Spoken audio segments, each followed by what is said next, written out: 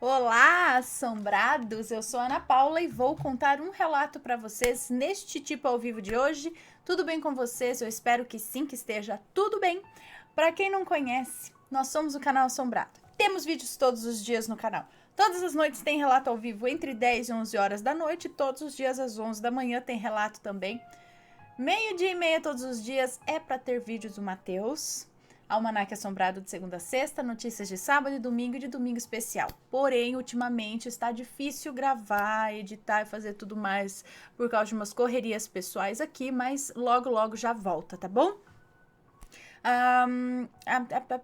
O que mais? A nossa loja virtual, onde você encontra camisetas muito lindas que brilham no escuro, lojaassombrada.com.br. Vai lá, faz uma visitinha, tenho certeza que você vai achar uma camiseta que você vai amar. Tem outras coisas lá também, mas é que a gente tá precisando repor estoque, mas tá difícil repor estoque também, mas uma hora vai. E não se esqueçam de deixar o like no vídeo. Tô esquecendo o que eu tenho que falar. É porque são 13h16 da manhã. 3 da manhã. Não, tá de boa. Não se esqueçam de deixar o seu like no vídeo, ok? Vamos então ao relato de hoje, que é Creia em Deus, meu relato de milagre. Vamos lá. Olá, Ana, tudo bem? Meu nome é Fulana, mas sei que você vai me chamar de Fulana, é claro, eu adoro. Acompanho o canal há um tempo e acho que já maratonei quase tudo. Se não, peraí. Acompanho o canal há um tempo e acho que já maratonei, se não todos, quase todos os vídeos. Eu amo os vídeos do Matheus e espero sempre pelos almanaques. Gostaria muito de ver o relato do meu milagre contado por você por 2 motivos. 1, porque eu sou muito sua fã. 2, porque eu espero de verdade inspirar com a minha história. Sem mais enrolação, vamos para o relato. Não haverá nomes. Eu me casei jovem e com o pai das minhas filhas eu vivi por 6 anos. Para ter uma ideia, quando me separei eu tinha 22 anos. Então, aos 16 eu já estava casando. Sabe aquela burrice de querer ter liberdade? Jovem não pensa mesmo, né? A minha família aceitou numa boa, pois a minha mãe era meio maledite, sabe? Tava nem aí. E também porque o meu pretendente era uma pessoa de bem. Cara responsável, honesto, etc. Aos 18 anos eu tive a minha primeira filha e aos 20 mais uma mocinha. Minhas razões de viver. Desde que o conheci, eu passei a frequentar uma igreja evangélica onde o meu esposo já era obreiro. Eu adorava o lugar, as pessoas, os pastores, tudo. Eu amava aquela sensação de acolhimento que eu nunca tinha experimentado. Quando nos casamos, eu comecei a fazer parte do grupo de levitas, os que cantam no altar, os que cantam na igreja. Aí que a minha alegria se completou. Mudei totalmente a minha vida. Parei de fumar, o que eu já fazia desde os 10 anos de idade. Misericórdia! Eu fico chocada. Bom, parei de fumar, o que eu já fazia desde os 10 anos de idade. Parei de beber. Comecei a usar roupas decentes, entre aspas, né? Comecei a usar roupas decentes e só ouvia louvores. E por aí vai. Isso tudo eu fiz por amar aquele meio e aquela vida. Eu achei que eu tinha ganhado na loteria. Que ilusão. Assim que eu ganhei a minha primeira filha, meu marido ficou estranho. Ele começou a ter crise de ciúmes de mim com tudo e com todos. Passou a me regular em tudo e quando eu percebi, eu estava vivendo em uma prisão.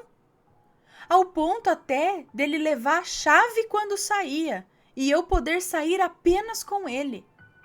Nem no mercado eu podia ir sozinha. Começou também a vistoriar para quem e onde eu olhava dentro da igreja, tendo ciúmes até de amigos antigos e pessoas da família. Resumindo, a minha vida virou um inferno.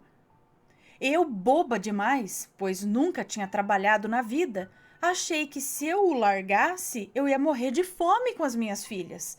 e nem em sonho que eu voltaria para casa da minha mãe. Apareceram então feridas enormes na minha boca, aftas, sabe? Eram muitas, de eu não conseguir comer por dias.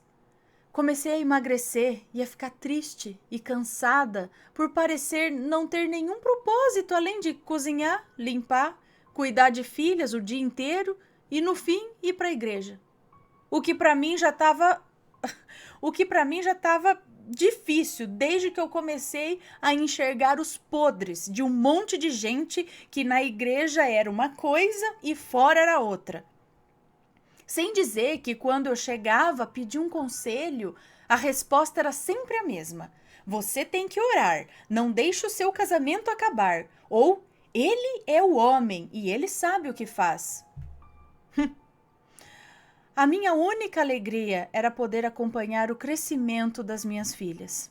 Só, pois no casamento não tinha mais nenhuma alegria. Detalhe, Ana, por eu ser evangélica, eu só baixava a cabeça e escutava todas as agressões que ele me desferia verbalmente, me acusando de olhar para o fulano ou de sorrir para o ciclano. Isso desgastou totalmente. Mas eu aguentava, pois eu não queria ser a mulher que destrói o lar. Um dia, não aguentando mais as feridas na boca, que já estavam me causando problemas estomacais por eu não conseguir comer, eu pedi a ele que me levasse ao médico. Fomos. Chegando lá, o médico pediu que eu entrasse no consultório. Meu marido logo se levantou para ir junto. O médico disse que não, que eu era maior de idade, então eu entraria sozinha. Ele ficou puto da vida, mas não entrou. Dentro do consultório, o médico me examinou rapidamente e logo me perguntou sobre a minha vida. Eu achei esquisito, pois aquilo nada tinha a ver com as minhas feridas, mas o respondia. E ao ponto que ele foi me perguntando mais coisas, eu caí em um choro que nem eu entendi de onde vinha. Eu não conseguia parar de chorar. Foi aí que o médico me explicou que o meu quadro era de estresse e era grave, que eu deveria me medicar e que as feridas na boca eram um indício, mas o meu relato era confirmação da minha infelicidade. Pediu para que eu curasse as feridas da minha alma e me disse que eu não era feliz e que eu estava muito nova para passar por tudo aquilo. As palavras dele me ajudaram muito. No outro dia, eu me rebelei. Disse que eu não iria mais à igreja e que eu voltaria a usar roupas normais. Disse também que eu queria uma cópia da chave, porque eu não ficaria mais só dentro de casa.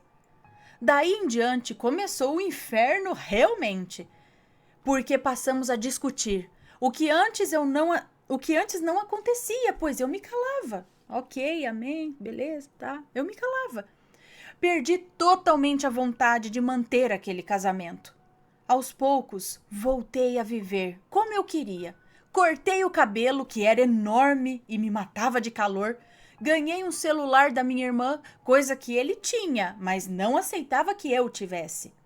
Voltei a ficar feliz com a minha vida, talvez por poder fazer as coisas como eu queria e não como me mandavam fazer. 2 anos de briga, mas eu ainda tinha medo de largar e ficar sem as minhas filhas. Um belo dia, faltou uma funcionária no restaurante onde a minha cunhada trabalhava. Ela me ligou e eu fui sob protestos do marido, que ficou cuidando das crianças. Ana, eu amei. Consegui desempenhar bem o trabalho, conheci gente diferente e no fim ganhei R$ 30. Deixei meu... Ele tá acordado. Deixei meu número para que me chamassem, caso necessitassem novamente de algum extra. Isso foi em um sábado. Na terça-feira de manhã me ligaram com uma vaga de trabalho no restaurante. Eu fiquei extasiada. Eles tinham gostado de mim. Eu conseguia trabalhar. Quando o marido foi em casa para o almoço, correu para pegar o meu celular e vasculhar, o que ele fazia o tempo inteiro. Logo perguntou de quem era o número diferente que tinha me ligado. E eu contei da proposta de trabalho. E sem mais nem menos ele soltou: o trabalho ou eu?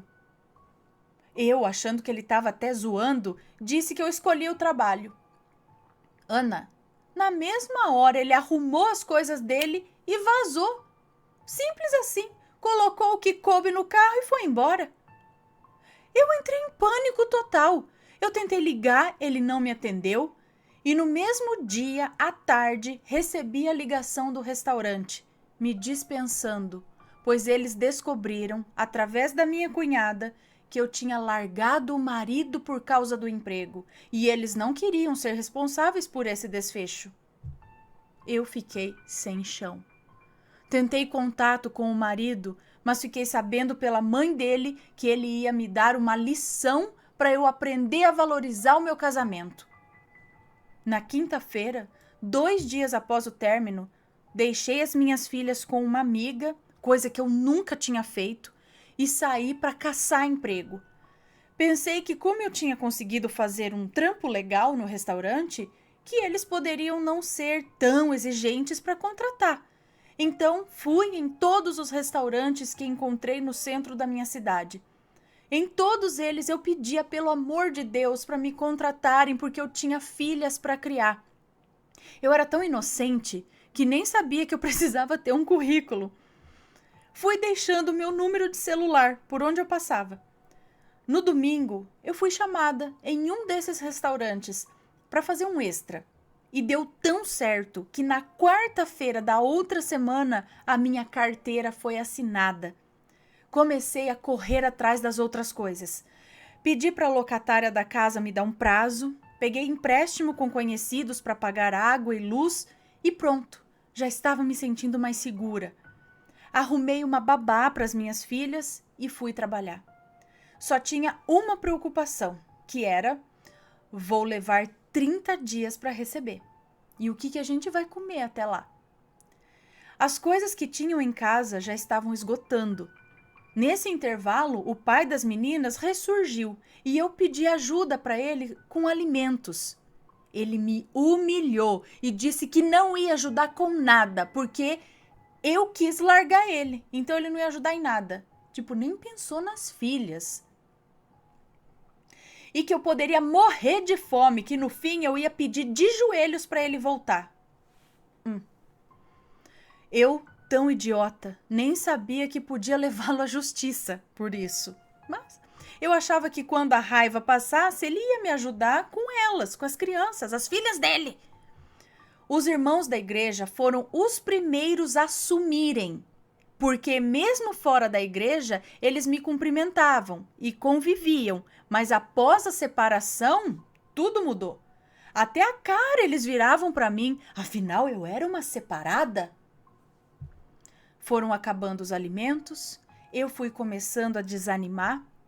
No trabalho, quando sobrava alguma coisa, os patrões nos davam, mas eu tinha vergonha de levar para casa muita coisa por eu ser novata. Chorei muitas vezes de vontade de pedir para levar alguma coisa, mas a vergonha não deixava. Para minha mãe, eu não pediria jamais, pois não queria dever nada a ela. Era um tipo de maledite, ela falou, a mãe. Uma amiga no trabalho acabou percebendo a minha situação e por várias vezes eu cheguei em casa e tinha carne, arroz ou alguma coisa que ela colocava na minha bolsa escondido. Mas eu pedi para ela parar, pois eu tinha medo de nós duas nos lascarmos na empresa e eu precisava daquele trabalho. O meu milagre se deu com 18 dias que eu estava trabalhando. Passei o dia inteirinho trabalhando com o coração apertado, pois eu sabia que lá em casa só tinha arroz. Nem óleo para fazer o arroz eu tinha. O último leite tinha ido para babá com as meninas. Cheguei em casa por volta das 4 da tarde. Tentava não me desesperar perto das meninas, porque elas se entristeciam comigo. Mas por dentro eu estava destruída. Logo seria a hora da janta. E o que eu ia fazer? Minha cabeça estava um turbilhão. Quero deixar claro, Ana, que eu abandonei a religião evangélica, mas eu nunca deixei de amar a Deus. Eu me revoltei com as pessoas e o meio em que eu estava. Jamais me revoltei contra Deus. Mas eu não me sentia digna de pedir nada a ele porque eu estava fora da igreja.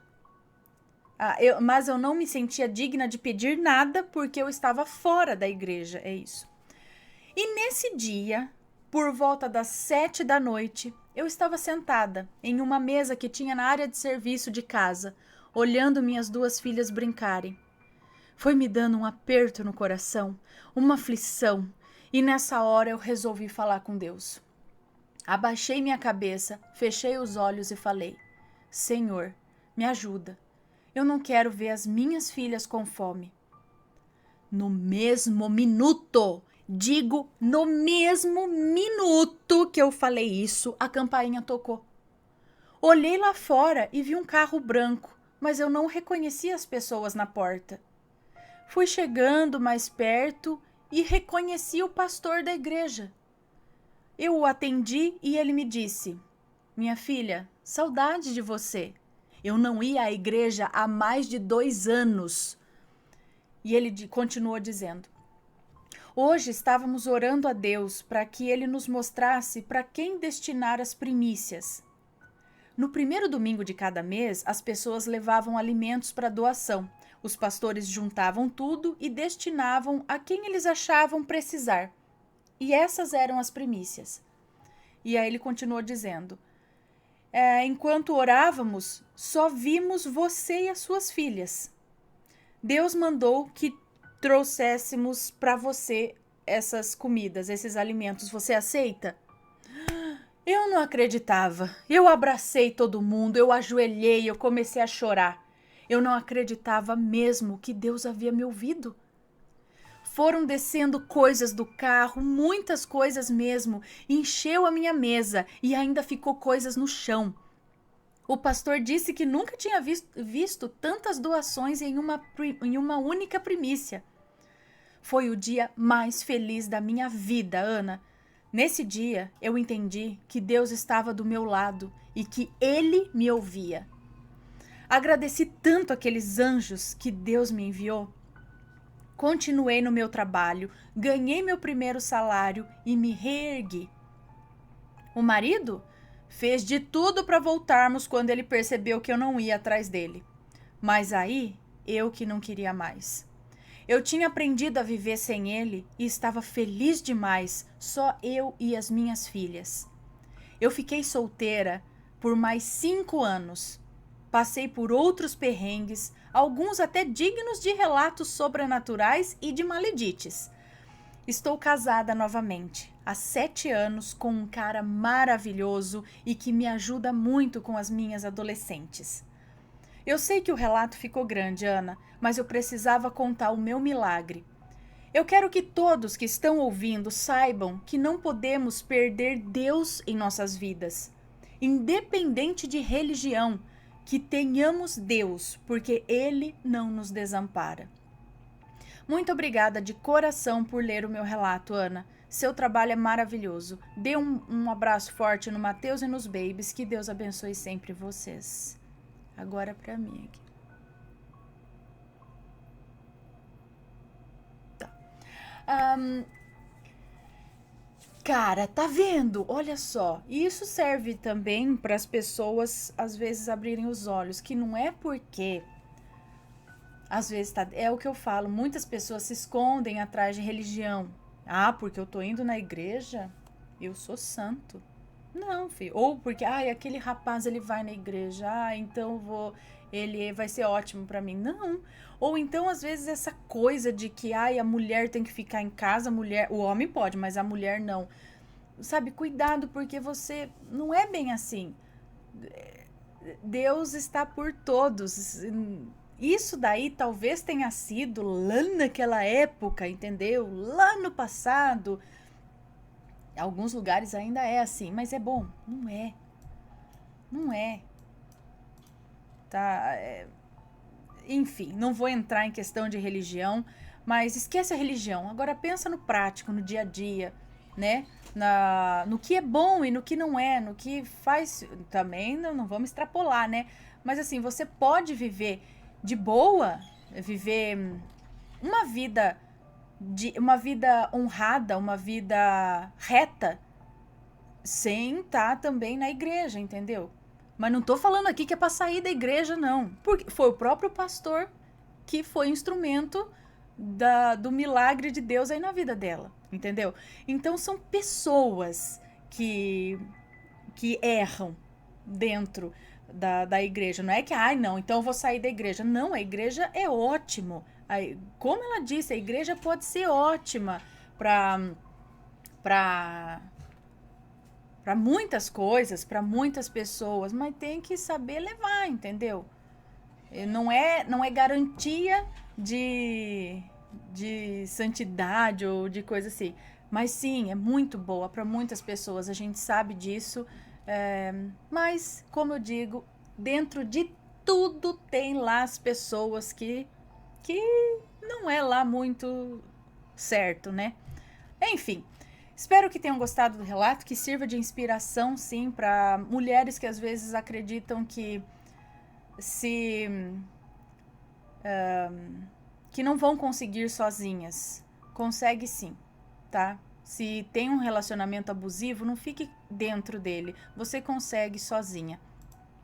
Consegue sim, tá? Então tenha coragem para se desvencilhar de algo que não tá fazendo bem para você. Certo? Como ela fez aqui. E aquele médico também foi um instrumento de Deus na vida dela, né? Fala a verdade. Aquele médico ali, ó, ele viu muito através dela. Ele deve ter ele teve um.